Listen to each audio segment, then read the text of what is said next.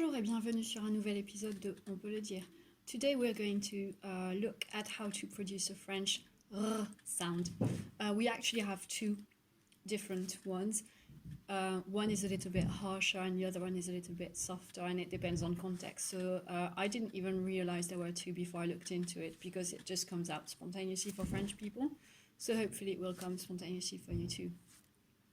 One little sequence that can help you practice your R sound goes as follows. And I'll put some sources in the description because I had to look that up and research since I've always been able to do R.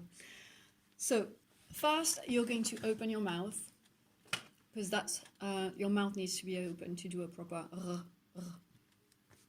Then what you're going to do is you're going to close your throat as if you are going to gargle or as if you wanted to stop swallowing something. So like it's gross and you want to stop, so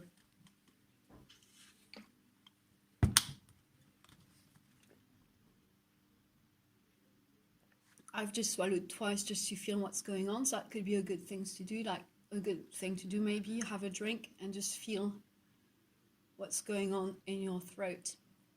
What you want to do is when you're swallowing, you can feel some muscles that sort of let liquid flow.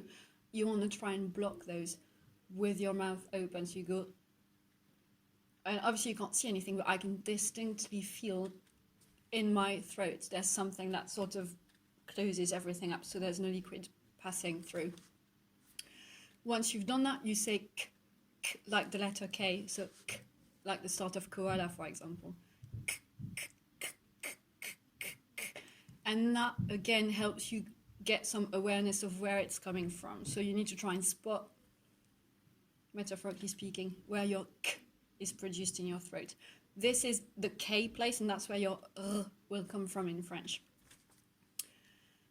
The next step is you're going to slowly close your throat around the K place, where like up to the point where you can almost feel like you're going to say k, but not quite. So, and I'm not saying the k sound, but it's almost there. And once you get there, you tense your muscles and then you push air through without quite blocking everything. So it's almost closed, but it's not quite closed. And that's where you get your... So you'd have a k completely closed, k, k. But if you only partially tense and close everything around this area, you end up having a... And then you can practice that with vowels. So you can have... Ra, ra, ra, ra, ra, ra, ra, ra, ra. So you start with your k, and then you go into r, and then you go ra. You can also do other vowel sounds, so like r, r, r, r, r, or ri, ri, ri, ri, ri, or ro, ro, ro, ro, ro. And so that's the hard r, okay? We also have a softer, more, I want to say trilling r.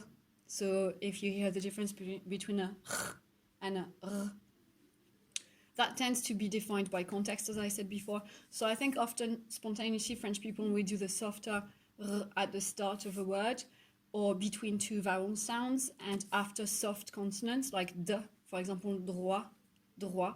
We don't tend to do droit, droit. However, after a tough or a harsh consonant like t, we're going to have trois. So it's a bit more trois, trois. So for example, you'd have a soft ri, ri for rice, souris, mouse, that's quite soft. But if you do the number trois, that's a harder trois. Très for very, also will be a harder one. So that's one sequence you can follow to practice your R sound. Another thing that we experimented with when I was working at Millfield with my students was making them exaggerate it every time they came across it for the first month of the school year. And so every time there was an R, they had to choose their favorite one first. So maybe you can pick your favorite one. You might struggle to do the harsh r and find it easier to do r, or you might find it easier to do r and not r.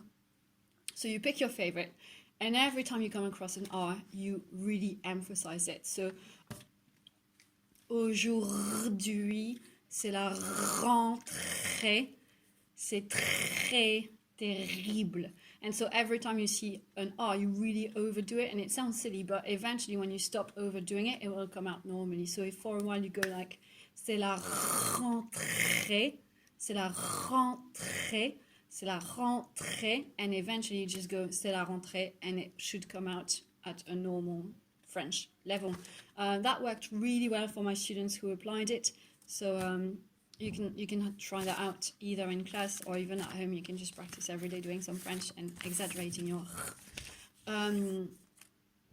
I quite like the softer one, so if you like the softer one, you could have aujourd'hui, c'est la rentrée. It's harder to do a soft after a T. C'est très terrible. Terrible is pretty cool to say terrible.